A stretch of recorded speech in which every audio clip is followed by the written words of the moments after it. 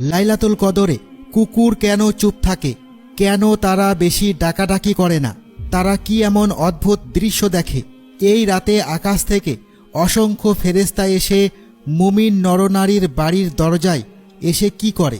খুবই চমৎকার তথ্য আজ আমরা আপনাদের বলতে চলেছি, তাই ভিডিওটি শেষ পর্যন্ত দেখতে থাকুন। আসসালামু আলাইকুম প্রিয় বন্ধুরা। লাইলাতুল কদর ইসলামে অত্যন্ত গুরুত্বপূর্ণ ও ফজিলতপূর্ণ রাত।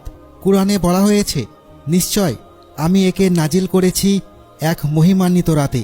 তুমি কি জানো সেই মহিমান্বিত রাত কি? মহিমান্বিত রাত হাজার মাস অপেক্ষা উত্তম।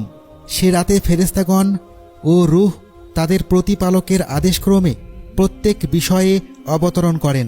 এটি শান্তি যা ফজর উদয় হওয়া পর্যন্ত অব্যাহত থাকে।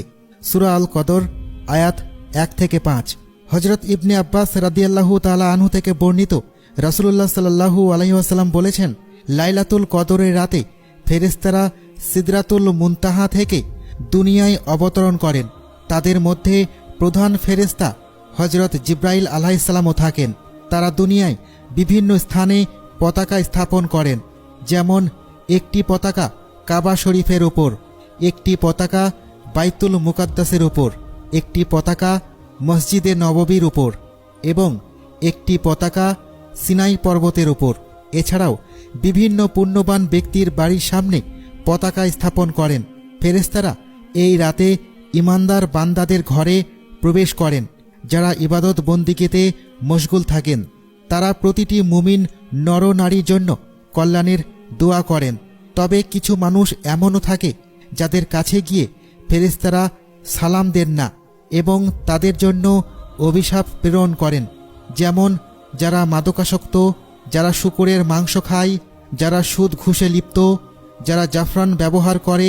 তবে কিছু বর্ণনায় এসেছে যে জাফরানের অপব্যবহার করা হলে ফেরেশতারা তাদের উপর অসন্তুষ্ট হন। মুসনাদে আহমদ হাদিস নম্বর 519। লাইলাতুল কদরের ফজিলত সম্পর্কে হযরত আবু হুরায়রা রাদিয়াল্লাহু তাআলা আনহু বর্ণনা করেন, রাসূলুল্লাহ সাল্লাল্লাহু আলাইহি ওয়াসাল্লাম বলেছেন, যে ব্যক্তি ঈমানের সাথে ও সওয়াবের আশায় লাইলাতুল কদরে ইবাদত করবে, তার পূর্ববর্তী সমস্ত গুনাহ মাফ করে দেওয়া হবে।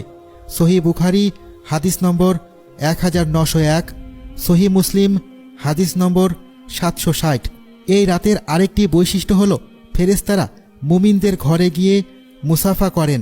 ইবনে আব্বাস রাদিয়াল্লাহু তাআলা আনহু বলেন, ফেরেশতারা হযরত জিবরাইল আলাইহিস সালামের নির্দেশে দুনিয়ায় ছড়িয়ে পড়েন এবং প্রত্যেক ছোট বড় ঘর, জঙ্গল কিংবা নৌকায়, এমনকি যেখানে একজন মুসলমানও থাকে, সেখানে গিয়ে সালাম দেন এবং মুসাফা করেন। লাইলাতুল কদরের রাতে কুকুররা কেন চুপ থাকে? অনেকে বিশ্বাস করেন যে এই রাতে কুকুর ডাকতে চায় না বা চুপ থাকে। যদিও কুরআন ও সহিহ হাদিসে সরাসরি এই ব্যাপারে কিছু বলা হয়নি, তবে ইসলামিক স্কলাররা কয়েকটি সম্ভাব্য ব্যাখ্যা দিয়েছেন। প্রথমত, ফেরেশতাদের অবতরণ।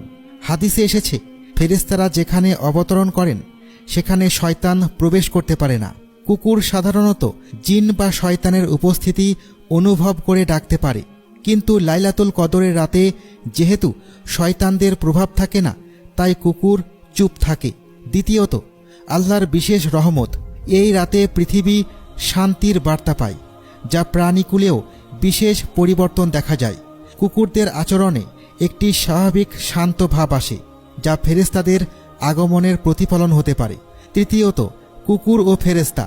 ইসলামে বলা হয়েছে, ফেরেশতারা যেখানে কুকুর থাকে সেখানে প্রবেশ করেন না। তবে লাইলাতুল কদরের রাতে যেহেতু তারা পুরো পৃথিবীতে ছড়িয়ে পড়েন, তাই কুকুরের উপর একটি অদৃশ্য প্রভাব পড়ে এবং তারা শান্ত হয়ে যায়। হাদিসে এসেছে, রাসূলুল্লাহ সাল্লাল্লাহু আলাইহি ওয়াসাল্লাম বলেছেন, ফেরেশতারা এমন ঘরে প্রবেশ করেন না যেখানে কুকুর বা ছবি থাকে। যদিও এটি সাধারণত ফেরেশতাদের বিষয়, তবে কদরের রাতে বিশেষ পরিস্থিতির কারণে কুকুরের আচরণ বদলে যেতে পারে। কিভাবে বুঝবেন যে আজকের রাতটি লাইলাতুল কদরের রাত? হাদিসে লাইলাতুল কদরের বিশেষ আলামত উল্লেখ করা হয়েছে। প্রথমত, আকাশ স্বচ্ছ ও শান্ত থাকবে। নবীজি সাল্লাল্লাহু আলাইহি ওয়াসাল্লাম বলেছেন, লাইলাতুল কদর হবে উজ্জ্বল, পরিষ্কার, ঠান্ডা এবং চাঁদের আলোয় আলোকিত। সেই রাতে কোনো শয়তান বের হবে না। দ্বিতীয়ত, গভীর রাতে আলোর অনুভূতি। কিছু মানুষ অনুভব করেন যে লাইলাতুল কদরের রাতে বিশেষ এক ধরনের আলো বা নূরের ছটা পৃথিবীতে ছড়িয়ে পড়ে। তৃতীয়ত, স্নিগ্ধ ও মনোরম আবহাওয়া। এই রাতে খুব গরম বা খুব ঠান্ডা অনুভূত হয় না, বরং আবহাওয়া মৃদু ও মনোরম থাকে। চতুর্থত, বুক ধরফর করা বা অদ্ভুত প্রশান্তি অনুভব করা। অনেক মুসলমানের হৃদয়ে এই রাতে বিশেষ প্রশান্তি অনুভূত হয় এবং ইবাদতে মন বসে যায়।